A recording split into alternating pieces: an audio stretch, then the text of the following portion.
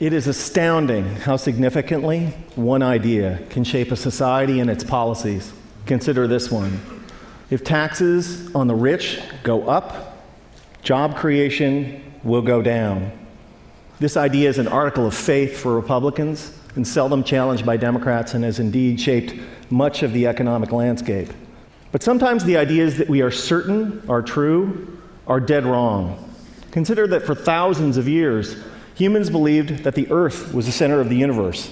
It's not, and an astronomer who still believed that it was would do some pretty terrible astronomy. Likewise, a policymaker who believes that the rich are job creators and therefore should not be taxed will do equally terrible policy. I have started or helped start dozens of companies and initially hired lots of people, but if there was no one around who could afford to buy what we had to sell, all those companies and all those jobs would have evaporated. That's why I can say with confidence that rich people don't create jobs, nor do businesses large or small. Jobs are a consequence of a circle of life-like feedback loop between customers and businesses. And only consumers can set in motion this virtuous cycle of increasing demand and hiring. In this sense, an ordinary consumer is more of a job creator than a capitalist like me. That's why when business people take credit for creating jobs, it's a little bit like squirrels taking credit for creating evolution. It's actually the other way around. Anyone who's ever run a business knows that hiring more people is a course of last resort for capitalists. It's what we do if and only if rising consumer demand requires it. And in this sense, calling ourselves job creators isn't just inaccurate, it's disingenuous. That's why our existing policies are so upside down. When the biggest tax exemptions and the lowest tax rates benefit the richest, all in the name of job creation, all that happens is that the rich get richer. Since 1980, the share of income for the top 1% of Americans has more than tripled, while our effective tax rates have gone down by 50%.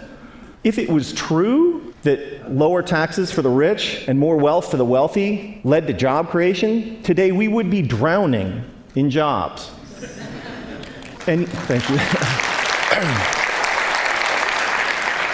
And yet, unemployment and underemployment is at record highs.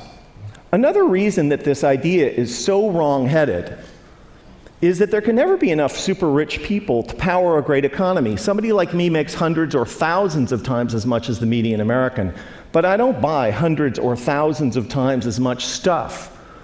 My family owns 3 cars, not 3,000. I buy a few pairs of pants and shirts a year like most American men. Occasionally we go out to eat with friends. I can't buy enough of anything to make up for the fact that millions of unemployed and underemployed Americans can't buy any new cars, any clothes, or enjoy any meals out. Nor can I make up for the falling consumption of the vast majority of middle-class families that are barely squeaking by, buried by spiraling costs and trapped by stagnant or declining wages. Here's an incredible fact, that if the typical American family still retained the same share of income that they did in 1970, they'd earn like $45,000 more a year. Imagine what our economy would be like if that were the case. Significant privileges have come to people like me, capitalists, for being perceived as job creators at the center of the economic universe, and the language and metaphors we use to defend the current economic and social arrangements is telling. It's a small jump from job creator to the creator.